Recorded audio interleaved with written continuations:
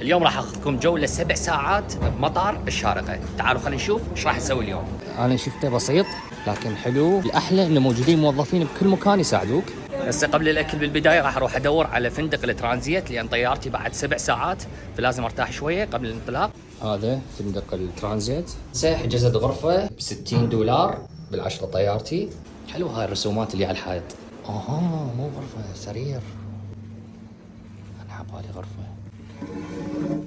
تشوفون انا عبالي انه غرفه وبيها سرير، طلعت لا، غرفه وبيها مجموعه اسره. الوضعيه هنا مو مريحه وما اقدر اصور او احجب براتي، فراح ناخذ غرفه اكبر. بيها دقيقتين واختنقت. ماكو هيجي غرفه مخنقه. بس غرفه ثانيه خلينا نشوف.